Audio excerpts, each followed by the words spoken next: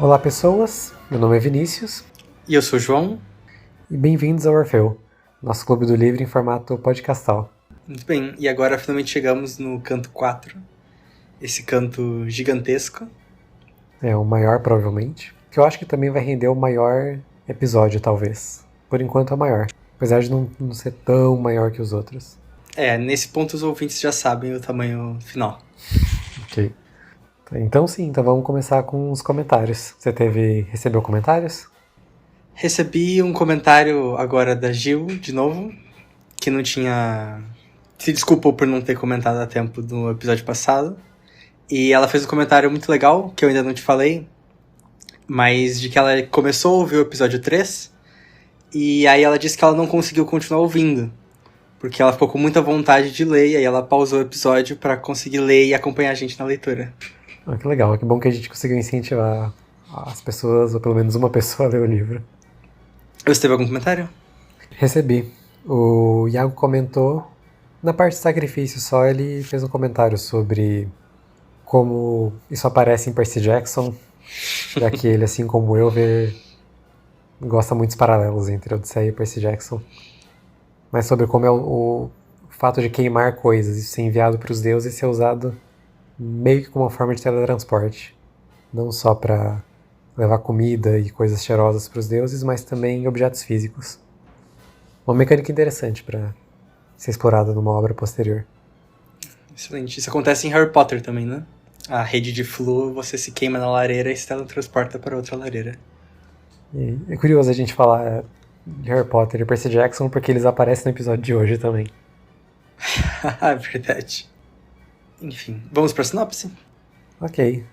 Como a gente falou, esse canto ele é um dos maiores, talvez o maior, e ele acontece muita coisa. A gente tem a continuação da viagem do Telêmaco junto com o Pisístrato, que saem de Pilos agora e vão para Esparta encontrar o Menelau e perguntar, assim como perguntaram para o Nestor, agora o Telêmaco vai perguntar para o Menelau sobre o paradeiro do pai dele.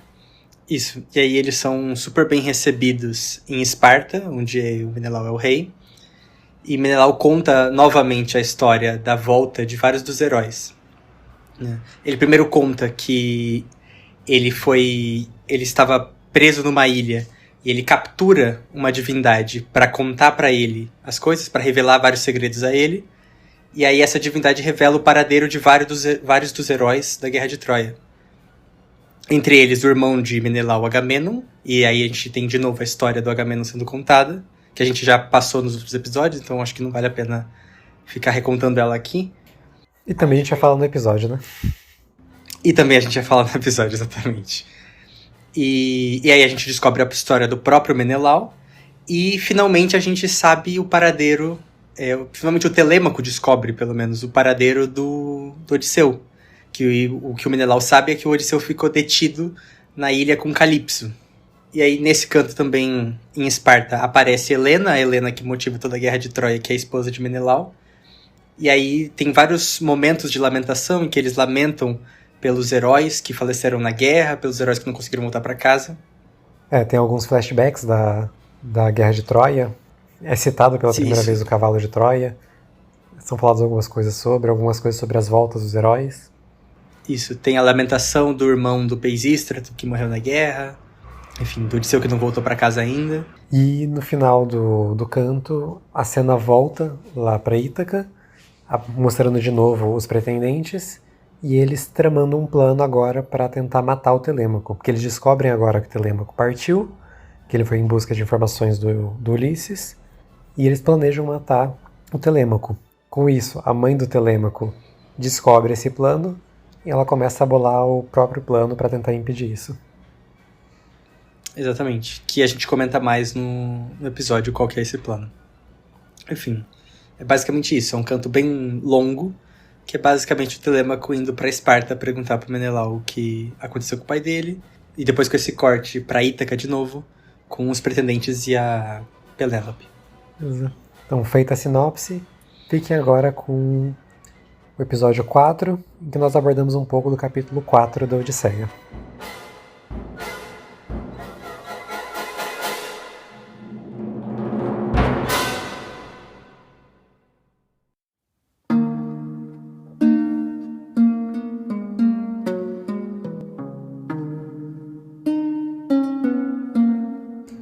chegamos, enfim, ao canto 4, que é um canto gigantesco, né? 840 e tantos versos, né? 845 versos. É de longe o maior até aqui. Os anteriores acho que não batiam nem 500. Você sabe se vai ser o maior de todos até o final? Eu tô no canto 12, até o 12 é o maior. Ok. Sim, acho que é um bom contexto para as pessoas de que o texto original, né, o poema original, não é dividido, né? Ele é um poema que foi dividido depois. Então, inclusive ele foi dividido em 24 partes, tal qual são 24 letras no alfabeto grego, e as letras eram utilizadas como números, né? Tá, isso responde a minha dúvida de por que não dividiu esse canto em mais cantos. Porque ele Assim, é grande desnecessariamente, tem uns 3 pedaços ali que você pode cortar e mudar a história. Eu não sei se é por causa disso, né? Mas é uma grande coincidência de que são 24 letras no alfabeto, de que eles contavam a partir das letras, alfa, beta, gama, delta, eta. Se fosse 25, seria tipo alfa-alfa? Então, eu não sei como eles faziam 25. Eles tinham nome pros números também, mas eles contavam com as letras, né? Tipo os livros do Aristóteles, né? É o livro gama da metafísica, é o livro beta da física, é o livro, tipo, cada livro tem os livros dentro dele que são enumerados a partir das letras até onde couberem, né? E é difícil você ter um livro nesse período com mais de 24 partes, né? Mas não só esse canto que a gente tá tratando agora, ele não é só grande, como acontece muita coisa nele. Acho que é o que mais acontece coisas e coisas diferentes. Sim. Você tem uns 3, 4 cenários, pelo menos. Pra mim ele tem meio que um filler no meio dele, que me cansou um pouco, e depois engatou de novo, assim. Ele começa legal, aí ele tem um filler na metade, assim, passou da metade, eu falei assim, podia ser outro canto. Podia terminar aqui, ser outro canto. Aí passou mais um pouquinho, aí engatou de novo e ficou divertido. E ele, o Menelau, com quem ele fala, tem o mesmo problema do Nestor, que é não saber responder uma pergunta de forma direta. Eu comentei no começo do último episódio que no canto 3 o Telêmaco faz uma pergunta simples, que é tipo, você sabe onde está meu pai? E ele passa um tempão falando de outras coisas e no final fala, não sei. Dessa vez, ele pergunta pro Menelau a mesma coisa, sabe alguma coisa do meu pai? O Menelau passa um tempão falando mais coisas ainda. São 200 versos falando de outras coisas, que é todo o encontro que ele teve com o Velho do Mar, as profecias, pra falar 6 versos de seu pai tá vivo e tá chorando na Ilha de Calypso. Mas pelo menos ele sabe dessa vez, né? O Nestor, ele enrolou e não contou nada. O Menelau pelo menos sabe. E o Menelau deu mais uma versão da... sim. Todo mundo tem que contar como que é a história do Agamenon. E spoiler, falta uma pessoa ainda pra contar a história do Agamenon. Isso. E a história... Um contexto só. A história que o Ésquilo vai escrever, que vai ser a história mais famosa, é diferente da história que é contada aqui. Uhum. Então tem mais uma versão, que é a versão que isso consolidou.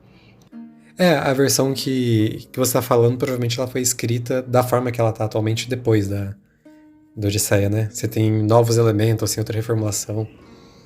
Não, a Oresteia do Ésquilo é do século V, né? As Coéforas, que é o texto que eu trabalho, é 458, né? 458 antes da Era Comum.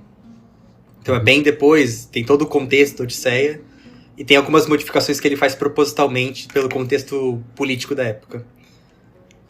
Mas enfim, eu não sei se você teve essa sensação, mas pra mim o Menelau, ele tem uma presença muito grande, assim.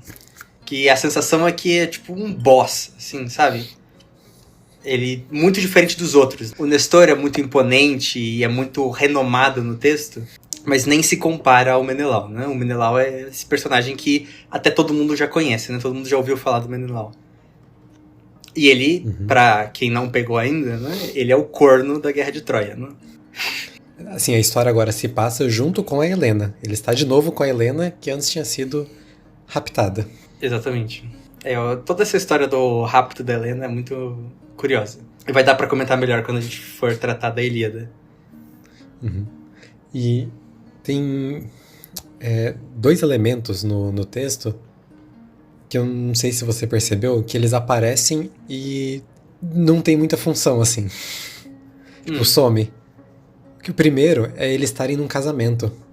Ah, sim. Que, tipo, fala 10 versos. Eles chegaram e estava acontecendo o casamento da filha do Menelau, de uma filha e de um filho, né, ao mesmo tempo. E fala que estava acontecendo e essa cena desaparece também. O resto não fala mais nada disso. O pessoal entra, come, faz um banquete como se não tivesse acontecendo nada. Sim. Eu não sei se isso vai reaparecer depois, mas tem algumas curiosidades sobre esse casamento, né? Porque são casamentos de 2 dos filhos do Menelau, e só um deles é legítimo, né? Que é a filha. Que, inclusive, a filha de Menelau com Helena, que ela tem antes de ser raptada por Paris, antes de fugir com Paris pra Troia, e ela abandona em casa, é a Hermione. Eu não sabia que Harry Potter tinha raízes tão distantes na Grécia Antiga. Isso, nós temos agora várias referências da Marvel, do Batman, e agora Harry Potter entrou na Odisseia. E o filho, ele tem, Menelau, salvo engano, tem 2 filhos, os 2 filhos são ilegítimos, né? São filhos com escravizadas. Você diz fora a Hermione, Fora isso. Há 2 filhos ilegítimos. Não, mas um ponto também é que a filha da Hermione, a filha da Helena com o Menelau, ela vai se casar também com um filho ilegítimo do Aquiles. Uhum. E aí eu tenho fofocas desse casamento. Que é... O Menelau promete durante a Guerra de Troia o Menelau, que já havia prometido a Hermione em casamento antes de ir pra guerra, ele promete ela de novo na guerra pra um dos filhos do Aquiles, né? Ele promete pro Aquiles, dizendo que vai casar ela com um dos filhos dele. E aí eu acho muito engraçado que ele volta da guerra. E aí é tipo novela, né? Você tem toda a ação e no final você tem os casamentos. Uhum. E aí ele vai casar, ele vai cumprir a promessa que ele fez pro Aquiles. E aí ele casa ela, de fato, com um dos filhos do Aquiles. Só que ele morre, do filho do Aquiles, eventualmente, né? Não sei se isso vai ser contado na Odisseia. Mas ele morre. E depois Hermione se casa com um personagem que a esse ponto a gente já tá familiarizado, que é o Orestes. Essa parte eu não sabia. Que é primo dela. Então, ela se casa com Orestes, que é primo dela. E aí, pra estender o spoiler, os filhos do Menelau, após a morte dele, eles se proclamam senhores de Esparta. E depois o Orestes vai reivindicar o trono de Esparta também. E vai unificar toda Micenas. Desde Argos, Micenas até Esparta. Mas vai unificar Argos e Esparta, e isso já vai dar a totalidade de Micenas. É porque era um trono unificado. É um trono unificado que foi dividido. É tipo o Carlos Magno, que dividiu pros filhos. O Atreus dividiu o trono de Micenas em 2, né? O primogênito dele, Agamenon, ficou com Argos e Micenas, que são 2 cidades muito próximas. E Menelau ficou com a cidade mais distante, que é Esparta. E aí a união de Hermione e Orestes reunifica as casas de Atreus em uma única e reunifica todo o reino de Micenas. Interessante, não tinha ideia disso. Inclusive, só porque eu mencionei ele, e o Agamenon é chamado de filho de Atreu, né? Ou em grego fica mais evidente, né? Em grego é Atreide. Atreus, que é o pai de Agamenon e Menelau, é de onde o Frank Herbert tira para ter a casa Atreides em Duna. Vem daqui. Ok, mais uma referência então à cultura pop. Agora incluímos Duna na história. Eu tenho mais uma também, só que é mais óbvia e eu deixar mais pra frente. O outro ponto que eu falei, que é um elemento que aparece e some, é o remédio que a Helena dá pras pessoas. Sim. Que ela dá um remédio supostamente pra tirar dor e evitar que as pessoas chorem, evitar que sintam emoções, evitar um monte de coisa. Que tem uma chance fortíssima de ser uma referência a ópio, mas... O Frederico fala isso? Não é uma preocupação com... Sim. Ele fala que não... Tipo, o que realmente é até hoje não se sabe, porque não tem nada, nenhum fármaco que reúna todas as qualidades que são atribuídas a esse medicamento. Então, tem todos os efeitos que ele diz ter. Só que você tá num período em que existe a comercialização de ópio e ele é uma droga corrente. Então pode ser que seja isso. Só que não só ela não é mencionada mais pra frente, não tem efeito isso, não fala, e por causa da bebida eles não choraram nessa coisa triste. Como logo depois o Telêmaco já fala que uma coisa é dolorosa. Ele não deveria falar, porque não é pra ele sentir dor. Então não funcionou direito nele, né? Ou a dor dele é muito grande, né? Mas aproveitando que você falou dessa poção, desse remédio da Helena, esse é um capítulo cheio de lamentações, né? A gente vê uma coisa que talvez se esperaria que fosse incomum, né? Que são esses grandes heróis chorando e se debulhando em lágrimas, assim, né? Não só o Telêmaco, ele se acaba de chorar, mas o Menelau chora, a Helena chora, o Peisístrato chora, tipo, todo mundo tá chorando o tempo todo nesse canto. Ulisses chora também, o principal herói da Odisseia chora muito. Exatamente. E assim, nem é spoiler pra você, porque nesse canto fala, né, que Sim. A imagem que o Velho do Mar tem do Odisseu é ele na praia vertendo lágrimas.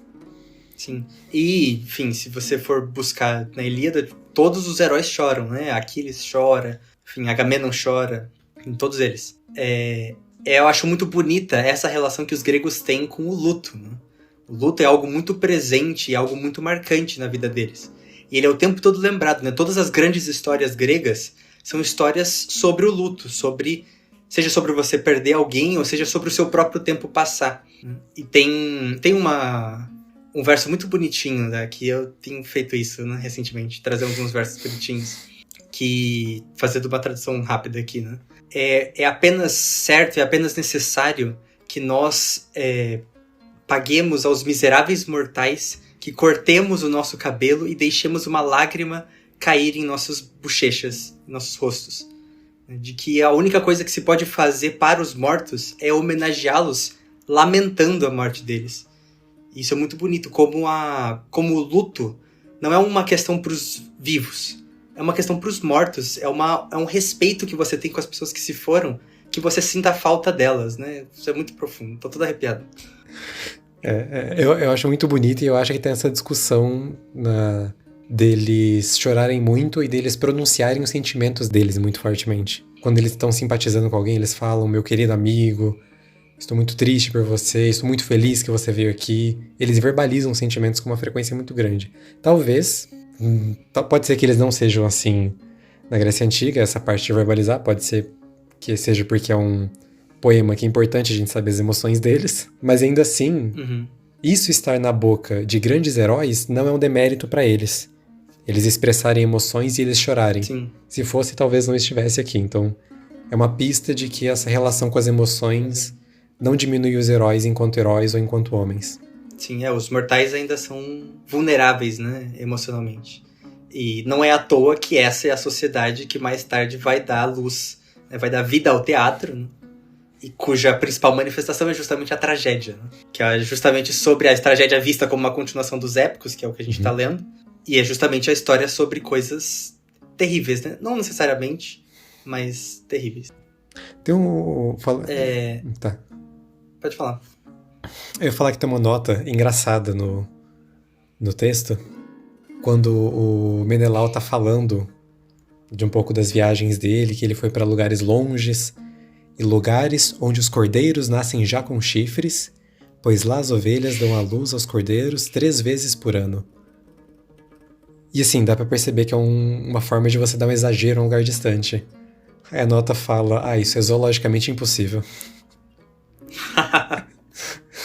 Muito bom. Num contexto de deuses, de deuses e poderes e maldições, a parte do... Não tem como nascer com chifre. Isso aí é impossível. Aqui ele se passou.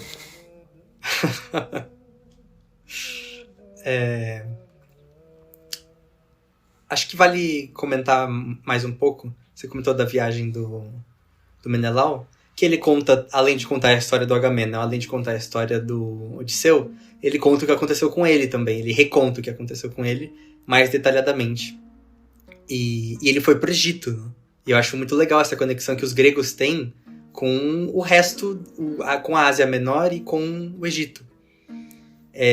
Tem alguns historiadores, algumas pessoas, alguns helenistas, que vão argumentar que a Grécia é muito mais uma civilização oriental do que uma civilização ocidental, como a gente costuma pensar, né?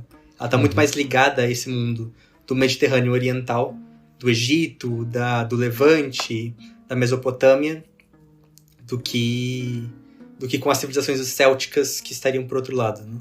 O que é engraçado, porque normalmente é colocado na Grécia e em Roma a origem da civilização ocidental. Só que no período que a gente está reportando aqui, ela sequer é vista como Ocidente, ela é parte da Ásia e do que a gente entende hoje como Oriente. Sim. E você falou da relação com o Egito, eu trouxe no primeiro episódio, mas isso é bem corroborado historicamente de que o mundo mediterrâneo ele é muito conectado. Então a Grécia, o Egito, o norte ali da África, outros países da Ásia e do assim chamado Oriente Médio também tem uma conexão muito próxima, muito mais do que se costuma pensar nesse período. Com certeza. E o Egito, para os gregos, ele tem esse sentido de um lugar mágico, assim, um lugar cheio de conhecimentos, cheio de mistérios, de onde vêm as coisas exóticas e fantásticas. Né? Uhum. Desde poções, feitiços, até conhecimentos astronômicos, matemáticos e várias outras coisas, com a ressalva de que isso se torna tão marcado no pensamento grego, de o Egito como esse lugar de mistérios e conhecimento, que se torna um superlativo, né? Que se torna uma forma de você engrandecer outras coisas que não vieram do Egito, né? Então você diz que algo vem do Egito só para fazer parecer melhor, né? Algo, a gente, é comum em todo tipo de civilização esse tipo de coisa, né? A gente faz isso dizendo, isso veio da Europa, isso veio dos Estados Unidos, como se isso fosse fazer essa coisa melhor do que se fosse nossa. Com os filósofos isso acontece bastante. Você tem uma discussão de a filosofia grega nasceu no Egito, mas se diz isso hoje porque os gregos falavam isso. Só que não dá pra confiar nos gregos. Porque eles estão falando isso pra engrandecer essas pessoas. Tipo, isso é verdade porque eu aprendi no Egito. E seria o equivalente de... Tipo, meu primo foi pra Europa e me falou isso. Exatamente. Os gregos ainda não sabiam que eles eram os gregos, né? Então, eu já vi essa associação de que a gente olha para os gregos hoje como, tipo, os gregos antigos, como aquela civilização antiga, detentora do conhecimento, da mesma forma que os gregos antigos olhavam para o Egito. O Egito, você consegue jogar para mais 1.500 anos para trás ali da Grécia, em que eles podem apontar para esse passado distante de grandes sábios e conhecedores. Sim. E temos, além dos egípcios, menção aos etíopes, né? Nesse mesmo canto, né? Fala de etíopes, a abertura da Ilíada começa com etíopes. Os etíopes também eram uma civilização presente, né? É uma civilização antiquíssima e também era muito presente no imaginário grego, embora mais distante. A civilização que acho que uma história contínua mais longa na África. E que tem aquele título de... com alguma ressalva, mas o único estado que não foi colonizado. É que você tem uma ocupação italiana na Segunda Guerra, mas é discutível se configura colonização. Voltando pro canto, não lembro se você ficou de comentar isso no canto passado, mas acho que você ia falar sobre os banhos e a lavação de mãos, né? Uhum. Acabou que eu comentei sobre as pessoas tomarem banho e lavarem as mãos, normalmente antes de fazerem refeições e sacrifícios. Você complementou que para os sacrifícios por uma questão de pureza, né? Sim. Tanto que bem no final, que uma empregada vai recomendar... Empregada parece em vínculo empregatício. Uma serva vai recomendar para Penélope que ela tome banho para fazer uma prece para Atena. Sim. E aí parece estranho, né? Parece tipo, o banho tá meio descolado. Mas é que o objetivo final é fazer a prece. Quer dizer, para fazer a prece você precisa antes tomar banho, para estar limpa para isso, né? Que, diga-se de passagem, é uma prece meio à toa, porque ela tá rezando para Atena ajudar o Odisseu e ela está fazendo isso desde o primeiro verso do primeiro canto. É uma purificação tanto física quanto espiritual, né? E a parte espiritual dela é muito relevante, né? E faz parte de todo o ritual de hospitalidade que a gente já comentou antes, né? Da xenia, de você receber os seus hóspedes oferecendo que eles lavem as mãos, né? E no caso de hóspedes muito relevantes, você oferece um banho para eles, que é o caso do Telêmaco e do Pisístrato aqui. Isso. Até porque da recepção se segue normalmente um banquete. Isso. E só depois disso que você vai perguntar quem que é a pessoa. E é pra ressaltar a hospitalidade do Menelau, né? Que a hospitalidade é essa grande... Ela não é uma virtude propriamente dita, mas é algo muito valorizado nesses textos, em grande parte da história grega. E aí você ressalta a hospitalidade quando você é hóspede, é hospitaleiro, mesmo com quem você não conhece, né? E calhou de ser pessoas enviadas por uma deusa. Pois é. Mas eu acho que o Menelau comenta isso, né? Uhum. Que ele meio que sente que são pessoas importantes enviadas por algum deus. Parece que ele sente essa aura deles. Sim. Só pra comentar rapidinho, a forma como eles tomam banho, né? Eles entram nas banheiras, seja encravado em pedra ou, nesse caso, que são banheiras, acho que de prata, né? Banheiras de metal. E aí despejam em cima deles água quente, né? É o contrário do que a gente faz hoje, né? Eles não entram na banheira com água, eles entram na banheira e depois despejam água neles. E aí quando eles saem do banho, eles se untam em azeite de oliva, né? Que deve ser agoniante. Você acabou de tomar banho e passar óleo. É um azeite preparado pra isso, né? Um azeite específico pra isso, não um azeite de comida, né? Não se besuntem em azeite, até porque é caríssimo. E é uma coisa de gente muito rica, né? Na Grécia Antiga. Você poder se... é o que a gente faz com hidratante, né? Hidratante e perfume, né? Porque era um azeite perfumado. Aí você se besunta de óleo, né? De hidratante e perfume, e aí você fica cheiroso e pronto pra fazer as coisas. E tem isso que normalmente é reservado para pessoas importantes ou da realeza. Aí fazendo outro paralelo aqui, esse é um paralelo mais interessante, com a Bíblia, que eu já fiz algumas vezes, mas que essa prática de ungir alguém com azeite para demonstrar a importância dessa pessoa, ela é encontrada nos relatos de Judá e Israel, e essa é a origem do messianismo, ou do messianismo não especificamente, mas do Messias. Porque Messias em hebraico é ungido. Então é para indicar a pessoa que vai ser ungida. Aí Cristo é a tradução grega para o Messias, né? Não é o sobrenome de Jesus, ele não tem sobrenome. E acho que em última instância... Quer dizer, ele não tem sobrenome, mas ele é conhecido como Jesus Nazareno, né? É questionável também a localidade dele. Que Nazaré não é muito importante, né? Colocarem na cruz dele Jesus de Nazaré é mais uma ofensa do que ressaltar que ele é o rei dos judeus. É uma placa irônica. Mas aí ele ser ungido, ou ser ungido, significaria uma questão de realeza, já que é a volta do descendente de Davi.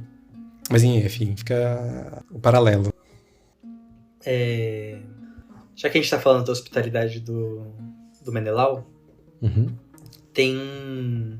Logo no começo do canto, acho que não lembro qual deles que comenta, né? Mas de que ele descreve todo o hall, né? Todo o salão do Menelau, todas as pedras preciosas e metais que ele tem ornando o salão dele.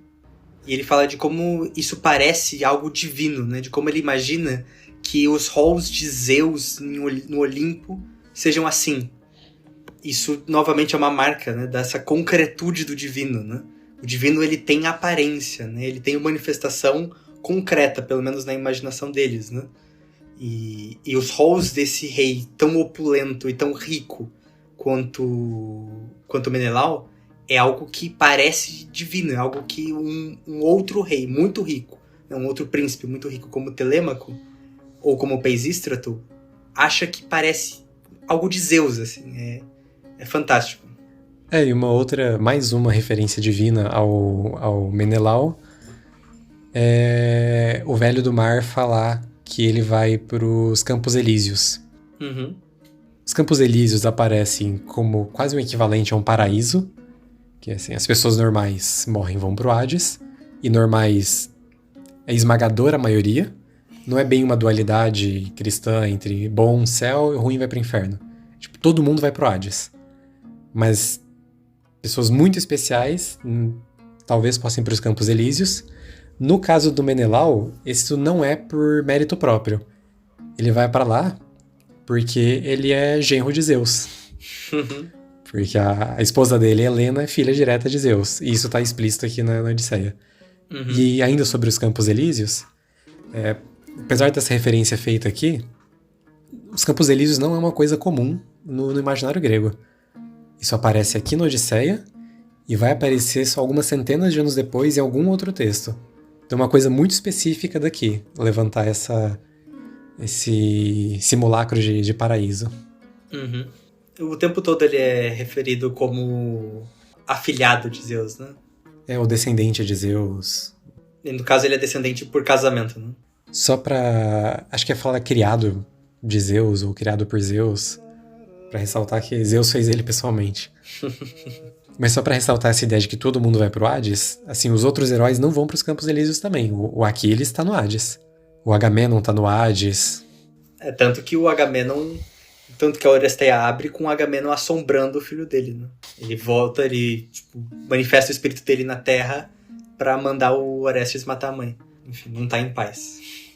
É só comentar que nessa descrição toda do rol do Menelau e essa associação com o divino, com a concretude do divino, ela se liga com outras coisas que a gente já falou em outros episódios, né? De que como esse é um texto da própria classe dominante, né? De que uma manifestação dos deuses é a opulência, né? É a riqueza.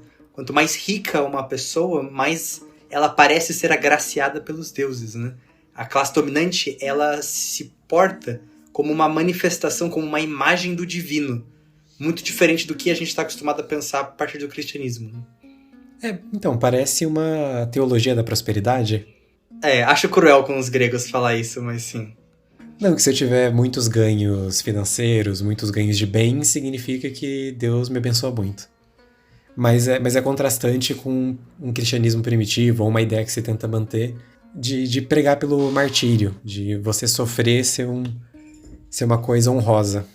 Sim, e isso é algo que já que a gente é filósofo, né? Já é formado em filosofia, pelo menos, isso é algo que o Nietzsche vai retomar, né? Não diretamente mencionando esse trecho ou esse livro, mas de como uma inversão de valores, né? Da antiguidade clássica para o cristianismo, que é essa moral que valoriza que a própria classe dominante se valoriza e se engrandece, né? E valoriza a grandeza e a riqueza, para uma moral que se martiriza, né? Que se diminui, que valoriza o abandono e o ultramundano em vez da opulência. Isso é muito conveniente para os dois lados. Sim. De que as pessoas ricas, que são constantemente condenadas nos evangelhos, podem ter uma justificativa para falar que elas podem ser ricas. Não, Deus está abençoando elas com a riqueza. E as pessoas pobres não precisam se revoltar, porque tem um ganho de moralidade sendo pobre. Exatamente. Você já vai ser recompensado em algum outro momento, você não precisa da recompensa em vida. Isso é que você comentou da teologia da prosperidade. Só para defender um pouco os gregos, eles têm essa ideia de que tudo é marcado pelo divino, né? E os deuses, eles meio que sabem tudo e eles dão tudo que acontece na vida dos homens é fruto dos deuses. Isso inclui as coisas ruins e isso inclui as pessoas que não têm esse lugar de nobreza, né? De aristocracia, de opulência.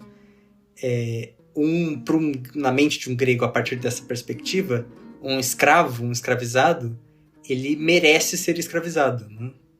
A escravidão para eles é algo justo, né? Algo justificado até por conta dessa ordem natural das coisas, né?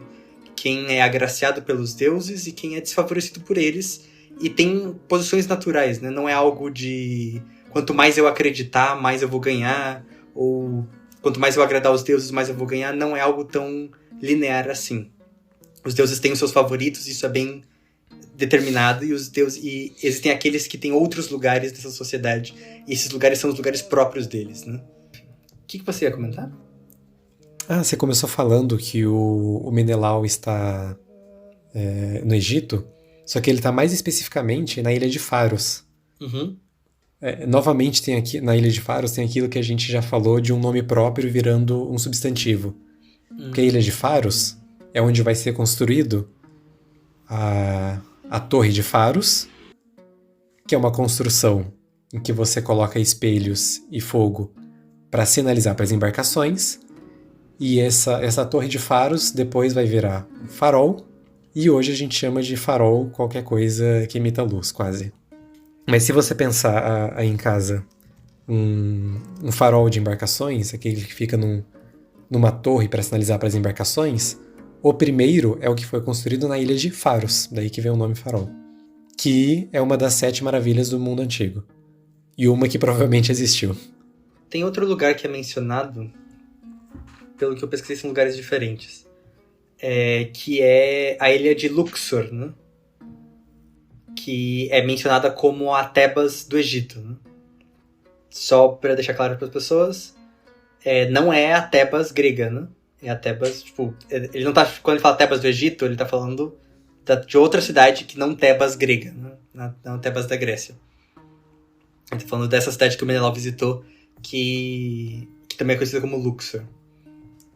E já que a gente tava comentando do hall do Menelau, só porque eu comentei no último episódio, e aqui isso acontece de novo, que é aquela construção grega e o maravilhamento me toma, né? Aqui aparece de novo, numa das traduções que eu li, ele traduz igual, o maravilhamento me toma, né? O me tem. Só que em grego é diferente, e eu acho essa diferença legal, porque em grego ele usa outra palavra, ele usa sebas, que sebas é uma palavra que não tem tradução. A gente adora falar da palavra saudade. Enfim, sebas, que não é bem verdade, saudade tem tradução. Mas sebas é uma palavra que é muito, muito difícil de traduzir, que ela significa algo como majestade, né? É o sentimento que você tem diante da majestade, né? É uma reverência, só que reverência não funciona bem em português. É um maravilhamento? Só que maravilhamento é outra palavra, né? Precisamente, tipo, é o sentimento que você tem quando você se depara com algo que é grandioso demais. E aí ele, enfim, só pra marcar que o texto muda a palavra do maravilhamento que ele tinha usado antes pra sebas, né? Pra majestade, né? Pra reverência que ele tem ao contemplar o salão do Agamenon. Que é, na verdade, o contrário, né? Que a majestade o tem ao contemplar o salão do Agamenon. Entendi. A gente acabou falando bastante de Bíblia e cristianismo. Para me defender, uma das notas também fala que o Menelau ele tá falando sobre esvaziar uma cidade para fazer com que alguém seja rei dela. Agora, ter-lhe-ia dado em Argos uma cidade para ele habitar, e um palácio ter-lhe-ia construído, depois que o tivesse trazido de Ítaca com suas riquezas, com o seu filho e com todo o seu povo, esvaziando uma cidade daqueles que lá viviam e em mim viam o seu soberano. Ele tá falando de Ulisses, então. Que ele teria feito tudo isso por Ulisses. Mas é que essa ideia de esvaziar uma cidade inteira para você fazer alguma coisa. Uhum. Que é uma ideia que não tem paralelos em textos gregos, só que tem paralelos no Antigo Testamento. Isso acontece quando invadem alguns reinos. E é um recurso importante para você ter um controle melhor e desarticular revoltas da população que está sendo dominada. Você tira a população da terra original e distribui ela. Assim, você desarticula movimentos revolucionários. Isso é feito tanto no reino de Israel quanto no de Judá. Mas eu achei curioso que dessa vez quem fez o paralelo não fui eu, o Frederico Lourenço, em minha defesa. E acho que a gente pode avançar um pouco no canto. O Menelau, narrando a própria história, ele conta desse encontro que ele teve com... Como que tá na sua tradução? O Velho do Mar? O Velho do Mar. Ótimo. Que é o Proteu. Isso, Proteu. E aí que ele é disfarçado com cheiro de ambrosia, e daí ele embosca o Proteu, e o Proteu se transforma em várias coisas, né? Isso é muito bom. E o paralelo que tem com isso, que eu falei que ia trazer mais uma coisa da cultura pop, é com... Assim, o ouvinte mais atento vai perceber que em Percy Jackson tem a mesma cena deles emboscando um velho do mar para perguntar uma coisa para ele, só que é outro velho do mar, não é o Proteu. É o velho do mar Nereu. Porque essa história de emboscar um velho do mar pra ele te contar as coisas não tá presente só na Odisseia. O do Percy Jackson é uma referência à mesma história do Hércules. Que o Hércules faz isso pra tentar descobrir a localização. Não lembro o nome do lugar, mas é o lugar que tem aquelas maçãs douradas. Que um dos 12 trabalhos dele é colher aquelas maçãs, né? Uhum. Então você tem a mesma história para 2 heróis. Tem pro Menelau e tem pro Hércules. E a do Percy Jackson, uma referência ao de Hércules, Mas eu comentei em off, mas eu acho meio estranho esse Velho do Mar, agora, o da Odisseia, o Velho do Mar Proteu, enquanto ele se transforma em várias coisas pra tentar fugir, ele se transforma em coisas que fazem sentido, tipo uma cobra, ou até água, que eu achei uma transformação fantástica. É o tipo de coisa que talvez não seja feito pra você imaginar, porque não tem como você pensar o Menelau segurando água. Ali seria o fim dele, mas acho que poeticamente é bem bonito. E no final ele vira uma árvore, que é a coisa mais fácil de você segurar. Você abraça a árvore e pronto, e está parado também. Não foi muito esperto o nosso Proteu. E a filha do Proteu, né, que fala pro Menelau o que fazer, né? Isso. E Segundo ela, dizem que eu sou filho dele, né? Da mesma forma que o Telêmaco fala lá no canto 1. Dizem que eu sou filho do Ulisses. Mas o Nestor tem dúvida se o Telêmaco é filho do Odisseu. E ele tem dúvida sim, ele não tem muita dúvida, mas ele chega a comentar de se você realmente é filho do seu pai e tal. O Menelau em momento nenhum duvida, né? O maior herói que a gente teve a oportunidade de conhecer até aqui, em momento nenhum duvida da paternidade do Telêmaco. Mas a filha do Proteu passa assim, o aroma de ambrosia neles, para eles conseguirem emboscar e se disfarçarem e conseguirem emboscar o Proteu. E ambrosia... É de ambrosia? Então, é de ambrosia. Eu não sei como tá em cada tradução, né? Em grego é ambrosia, né? A tradução mais comum é ambrosia. Não, a ambrosia é bem comum em coisas de deuses e gregos, né?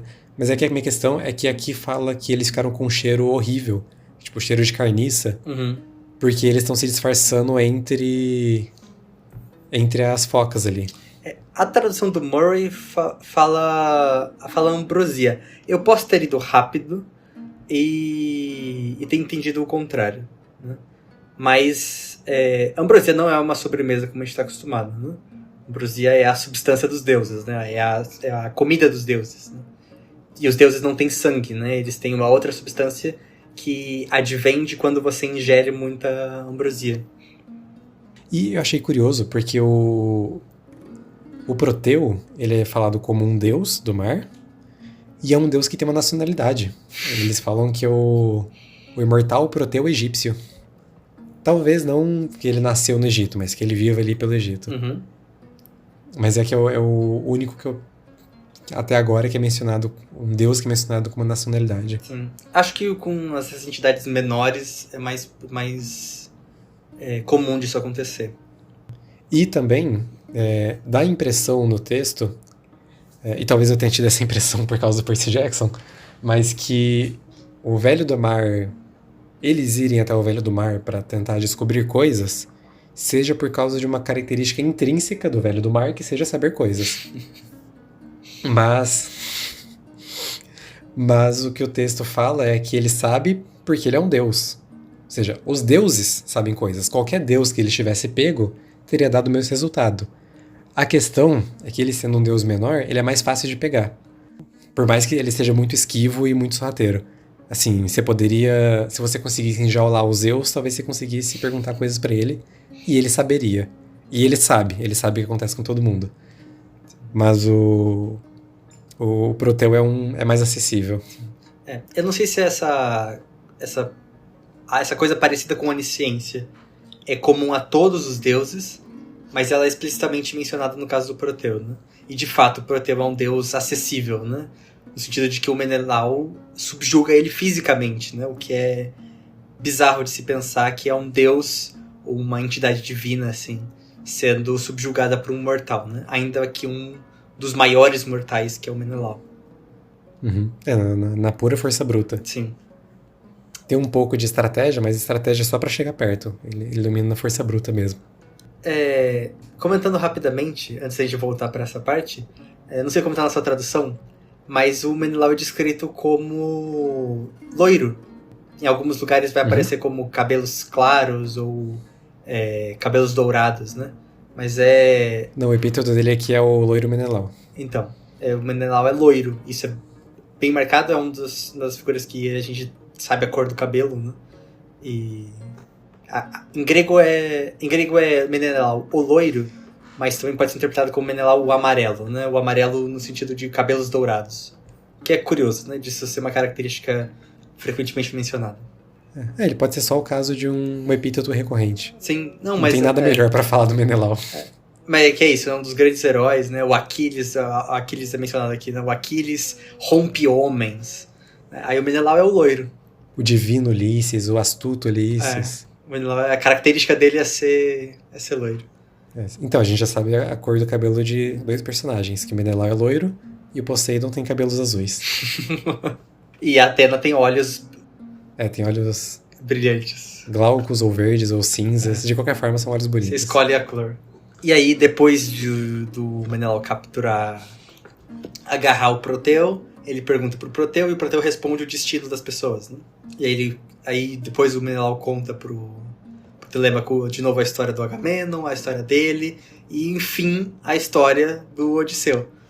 Que, como eu falei, tipo, é a parte mais curta.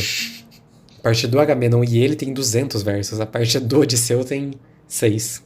Sim. Eu não lembro se no último canto, que é onde acontece, a gente comentou da volta deles pra Grécia, né? Pra essa parte da Grécia. Que eles se dividem 2 vezes, né? Primeiro os irmãos Menelau e Agamenon brigam, e aí o Menelau e o Nestor vão pra Grécia, decidem voltar. Enquanto o Agamenon e o Odisseu ficam. E aí Nestor e Agamenon vão até que eles param numa ilha e daí eles se separam. Eles são separados. Aí o Nestor fica, o Menelau vai e depois o Nestor vai. Salvo engano é isso. Eu acho que o Nestor comenta isso. Isso, o Nestor comenta. É que acho que a gente não comentou no último episódio. Enfim, e aqui ele reconta essa parte de novo, né? De que eles mais rapidamente, que eles se separaram. E aí ele só sabe o que aconteceu com o Odisseu porque ele captura o Proteu. Uhum. Aliás, a descrição geográfica desse percurso é péssima. Tem acurácia nenhuma. Não vou entrar em detalhes de onde que ele vai, pra qual ilha, mas ele vai pra um caminho nada a ver com o destino dele. E não só porque ele foi enganado ali no meio, mas porque provavelmente você tem versões diferentes dessa história que são condensadas quando vão ser escritas.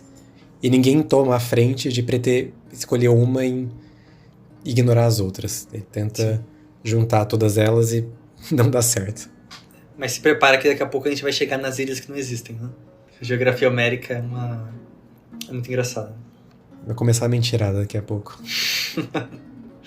Tem mais uma meio que incoerência ou erro aqui.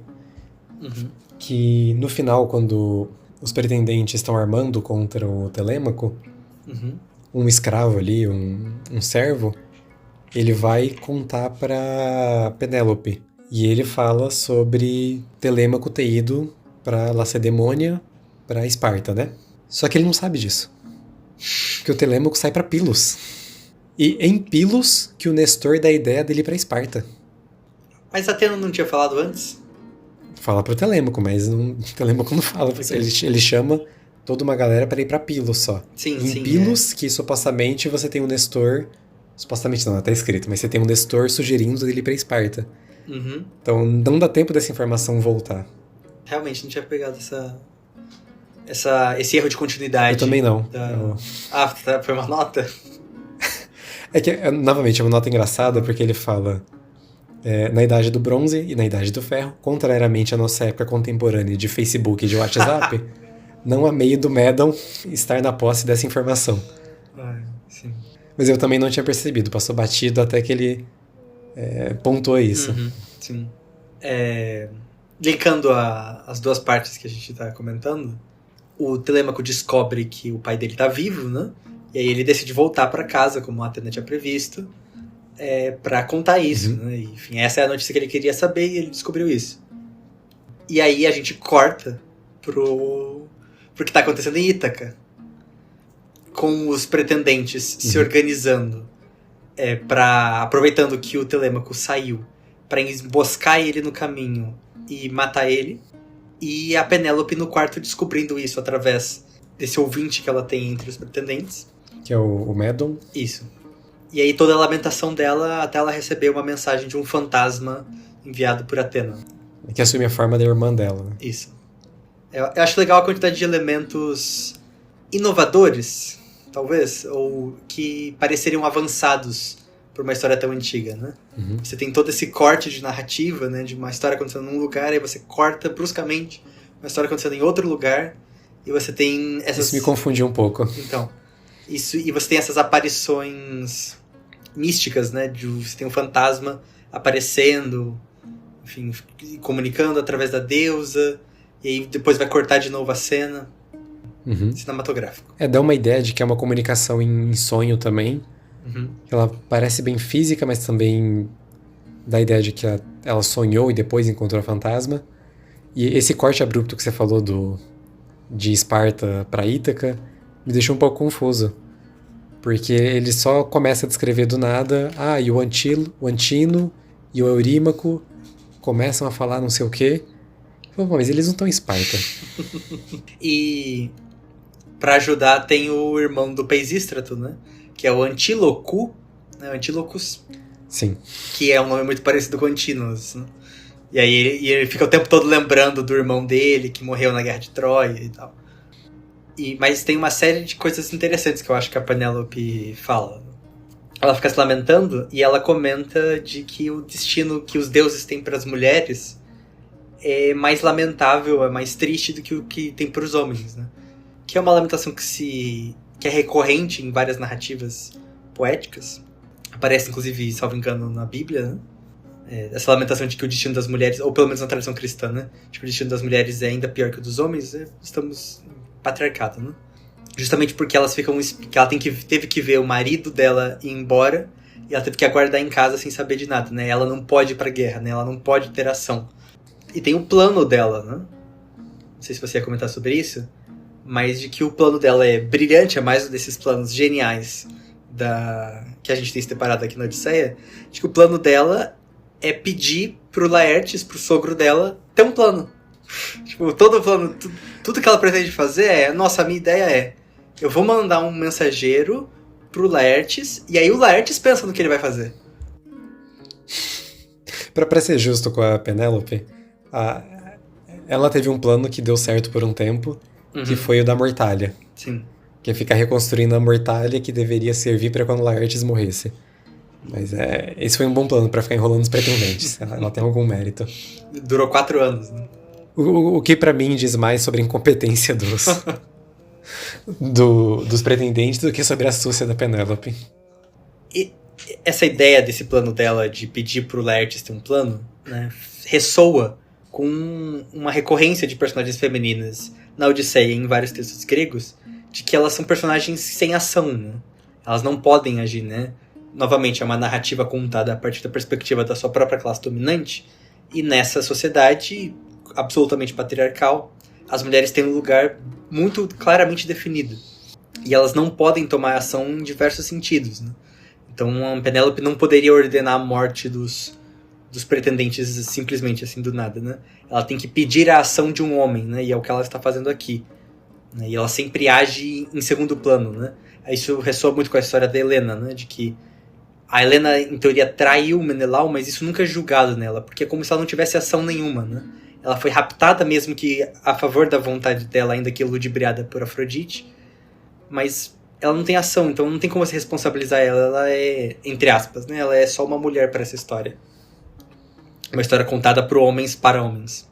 Depois o Menelau ir atrás dela e motivar toda uma guerra contra a Troia também independe da vontade dela. Sim. E outra questão ela tá ali no jantar, né? Ela começa conversando com eles, depois ela desaparece. Acho que ela vai demorar pra voltar. E ela conta uma versão da história dela em Troia, em que ela parece que foi boa com Ulisses. Mas ela acolheu ele, ela deu banho nele, tratou ele bem e tal. E em seguida o Menelau meio que desmente ela. Ele conta outra versão. Fala não. E traz um elemento, eu não sei se é a primeira vez que ele traz, o elemento do cavalo de Troia. Uhum. Acho que é esse texto sim. Que fala que ele estava junto com o Ulisses no cavalo de Troia. E a Helena meio que tentou fazer eles saírem dali. Numa descrição bem fantasiosa, que fala que ela imitou a voz das mulheres de todos os ageus. Que parece extremamente difícil. Tipo, ela tem algum conhecimento de como que é a voz deles, como que é a voz delas. Ela tem a capacidade de imitar todas elas. Ela saber que eles estão ali dentro. Parece uma sequência de assunções que faz com que o papel dela nessa história pareça divino. Lembrando que ela é filha de Zeus, né? E ela é a mais bonita das mulheres, né? Que mais tarde ela não na história, mas na realidade ela é cultuada em algumas cidades como deusa. E uma outra coisa interessante desse final da Penélope é que aqui ela fica o tempo todo relacionando tanto o Odisseu quanto o Telêmaco a leões, né? E inclusive um dos epítetos que é utilizado aqui para Odisseu, um dos adjetivos que é utilizado aqui para Odisseu, é o coração de leão, né? Isso 1000 anos antes, mais até, que o Ricardo. Então, o verdadeiro coração de leão é o nosso Odisseu. Isso. Ela se atribui também acho que não ela se atribui, mas o texto atribui a ela um paralelo com um leão. E, novamente, uma nota puxa falando que isso é um estranho, parece um acréscimo posterior, porque não é normal que uma mulher seja associada com braveza do leão, principalmente no momento em que ela está frágil e está lamentosa. Ela não está com a coragem de um leão. Uhum. Lembrando que tem leões na Grécia, né? Assim, o leão, em algum momento, foi o mamífero, o felino, se não um mamífero, de maior dispersão no mundo. Ele estava em todo o velho mundo, né? África, Ásia e Europa, até ser extinto da Europa pelos romanos. Então, existiam leões na Grécia. Não é um animal exótico, né? É um animal nativo. E tem focas também. As focas que o Menelau se disfarça são zoologicamente acuradas. Essas descrições de animais é engraçada, né? O Homero não teria como descrever um animal tão banalmente, assim, diretamente com uma palavra diretamente do grego, de forma tão solta no texto, que não fosse algo plausível e reconhecível pela audiência. Uhum. O Homero não tinha como descrever, né? Como se o Homero tivesse inventado o texto. Não teria como isso ter se consolidado no texto. Uma coisa que a gente sabe que provavelmente não tinha na Grécia eram vacas, e isso é importante porque fala em alguns momentos deles bebendo ou trazendo leite. Uhum. Então é seguro admitir que o leite que eles estão tomando quando eles falam genericamente de leite é de cabra ou de ovelha. São animais mais plausíveis eles criarem ali. Quando tem a história do Polifemo, o Ciclope Polifemo mais pra frente, ele é criador de ovelhas. Sim. E eu acho que uma das últimas coisas que eu ia comentar sobre a Penélope é que ela lamenta que o filho dela saiu de casa e tá em perigo, né? Depois que ela descobre, ela lamenta isso. E aí ela comenta que o Telêmaco, ele é apenas uma criança, embora ele tenha uns 20, 22 anos. E que o Telêmaco não conhece, aí é uma tradução generosa minha do grego, que o Telêmaco não conhece o trabalho nem a ágora. O trabalho tem essa conotação ponos, né? Tem essa conotação de labuta, né? De esforço, de algo que denigre a pessoa. O trabalho, especialmente o trabalho braçal, que é o que é mencionado aqui. Isso é uma coisa, inclusive, diferente que a gente está fazendo um paralelo com a noção de riqueza hoje, que uma pessoa muito rica, ela quer se orgulhar de ter trabalhado muito para ficar muito rica. Sim. Então ela sempre pontua isso, como eu vim de baixo, como eu trabalhei e consegui meu dinheiro, só que nesse período é o contrário. Você quer mostrar que você não trabalha, porque trabalho é coisa que os servos fazem, não nós que somos a realeza. Exatamente. Inclusive, essa palavra em grego, ponos, que é a palavra utilizada aqui, que é uma das palavras para dizer trabalho, especialmente trabalho braçal, ela depois, na Grécia Clássica, ela vai ter um sentido pejorativo de uma pessoa bruta, assim, uma pessoa rústica, uma pessoa sem instrução, né, que seria uma pessoa que trabalha braçalmente e não intelectualmente. Né? E aí o Telêmaco não conheceu o trabalho, porque ele é um herdeiro, e nem a ágora. O que é muito curioso, porque o Telêmaco preside uma ágora no canto 2, né? E ela está dizendo que ele não conheceu a ágora, então quer dizer que ele realmente é uma criança, né? Quer dizer que apesar da idade dele, que na Grécia Clássica ele já seria um cidadão ou estaria prestes a se tornar um cidadão, ele ainda não está integrado nessas coisas da vida adulta, né? Ele ainda não é socialmente visto como um homem adulto. Então ele nunca trabalhou, nem nunca teve atividade política, né? Atividade socialmente relevante como um homem adulto, que seria a ágora. E tem isso, né? Ele teve atividade na ágora, que foi uma que foi a primeira vez que ele assumiu uma Ágora, que ele participou de uma Ágora. Só que eu acho que a Penélope não sabe disso, né? Porque é uma Ágora em que ele discute sobre Sim. ir buscar informações do pai dele. Uhum. Eu não sei o quanto ela ficou sabendo disso. O quanto esse informante dela pode ter falado pra ela, mas acho que não é mencionado em nenhum momento que ela tenha descoberto. Assim, tem zero possibilidade dela participar de uma Ágora enquanto mulher. Então, faria sentido sequer comunicarem ela que está tendo uma Ágora. E nessa noção que você falou do Telêmaco como criança, tem uma última questão, que é o Menelau e Helena falarem que o Telêmaco parece muito com o filho do Ulisses. Que o Ulisses deixou enquanto bebê. Então eles tem alguma semelhança que eles estão vendo no Telêmaco agora e o Telêmaco de 20 anos atrás, que parece um pouco inacreditável que exista. E o Menelau ressalta o pé dele. Que tem alguma relevância, até porque todos eles andam descalço ou com os pés à mostra, com sandálias. Então você consegue ver o pé das pessoas e normalmente tem alguns papéis o pé das pessoas. Uma nota cita na Oresteia, que reconhecem alguém a partir da pegada da pessoa. Ah, sim, salvo engano, eu traduzi esse trecho. O próprio Orestes, né? Que o Orestes, ele vai até o túmulo do Agamenon, e aí ele corta o cabelo dele, como homenagem, igual a gente leu aqui a descrição disso. Ele faz isso em homenagem ao Agamenon, e ele se esconde.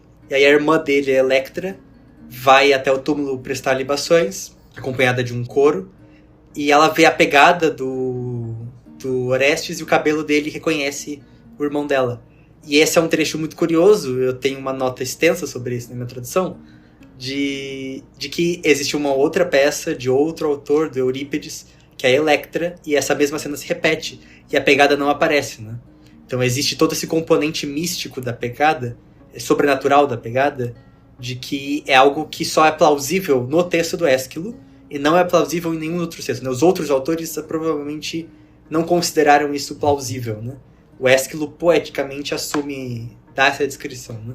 E aí tem toda uma explicação para isso. Quem sabe um dia isso não vire um artigo. Ou seja, pés tem alguma relevância na Grécia Antiga, não é só um olhar estranho do Menelau. E tem tudo a ver com o tamanho do pé. É aquele descrito, acho que a Electra comenta, a medida do pé dele tá certa, alguma coisa assim. E aí é isso. E o outro comentário que eu ia fazer é que o Menelau presenteia, né, assim como a instituição da xenia, da hospitalidade. Tem a instituição dos presentes, né, de presentear o outro. E o Menelau presenteia o Telêmaco com um cráter, com um mixing bowl, um pote de misturar. Não sei como escolhem traduzir isso em português. Que é um pote para misturar. É um pote muito comum, qualquer museu que tiver peças gregas provavelmente vai ter um desse. É aquele pote maior, mais aberto, normalmente com 2 alças laterais.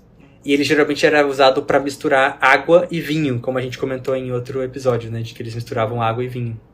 Ele fala de uma taça para libações. Que é uma taça de prata, acho que com a borda de ouro.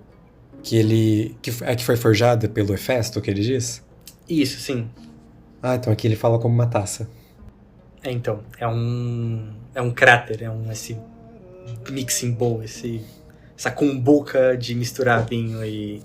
É mais um pote, né? Uma taça funciona... Funciona pro propósito de libação. Tipo, você só... Isso, Mas eles utilizavam para beber também. Não sei se essa especificamente tem o propósito de libação, mas eles utilizavam para misturar e beber também o vinho. E o que eu acho curioso é que é um cráter de prata com ouro, né? E ele, como o cráter costuma ter 2 alças, é praticamente a taça da Champions. É a orelhuda da Champions. Exatamente. E porque é isso, né? É um potão, né? Uma taçona com 2 alças, toda de metal, prateada. Só que essa não é para você erguer depois de vencer um campeonato, é para você misturar água e vinho. É para uma coisa muito menos nobre do que a final da Champions League. Isso. Agora, então, o Telêmaco se iguala ao Borussia Dortmund como uma vez campeão da Champions, né? Por fim, então, para preparar as pessoas para o próximo canto, esses 4 primeiros cantos, eles focam bastante no Telêmaco, na história do Telêmaco em busca de notícias do pai. Ele finalmente tem notícias, Então, a partir daqui, a partir do canto 5, a gente finalmente vai ter Ulisses. E vai ficar um hiato agora, falando só sobre Ulisses e sobre toda a história que se passa com ele, e ele contando a história que se passa com ele. E só lá no final, depois, que vai voltar o Telêmaco. Eu acho, inclusive, que volta nele em Esparta. Então você pega bem de onde parou. É como se a história do Ulisses agora fosse uma grande digressão. Essa é uma das peculiaridades da Odisseia, né? Tem esse que pode ser, é preciso mais investigação, mas pode ser o primeiro cliffhanger da história, e o que mais uma vez aponta para as inovações narrativas desse texto que o Homero transcreveu, supostamente. Quando você é o primeiro a fazer as coisas, é fácil ser inovador. Mas ele teve que inventar também, né? Uhum. E ela não é cronológica, né? Como a gente vai ver logo em seguida, né? Também.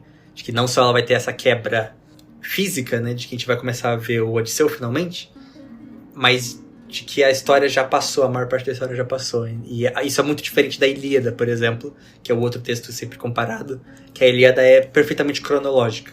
As grandes histórias nas ilhas de Calipso, do Polifemo e outras ilhas, do Lotus, dos Lestrigões, tudo isso vai estar num discurso do Ulisses falando sobre o passado. A gente não vai ver essas coisas acontecendo no presente.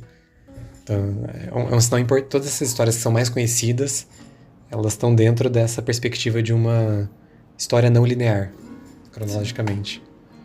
Até por isso a Odisseia tem esse caráter mais dinâmico de narrativa, né? Que talvez fosse relativamente inovador, e é bem marcante dela, né, desse texto. E que atrai mais as pessoas do que a Ilíada de um ponto de vista narrativo, né? Embora a história da Ilíada fosse mais lembrada pelos gregos, a Odisseia ela é muito mais dinâmica na sua ação. Uma outra coisa curiosa que vale como uma piada, né? Que a Penélope comenta, é que ela tem um momento de as motos são como as lanchas, né? Porque ela comenta... Cadê? Que ela fala dos cavalos marinhos. Isso, ela comenta que embarcam nos navios de rápido curso, as quais cavalos do mar tornam-se para os homens condutores. Então, as naus, os barcos, são os cavalos. Tal qual as motos são como as lanchas e os pedestres são como os banhistas.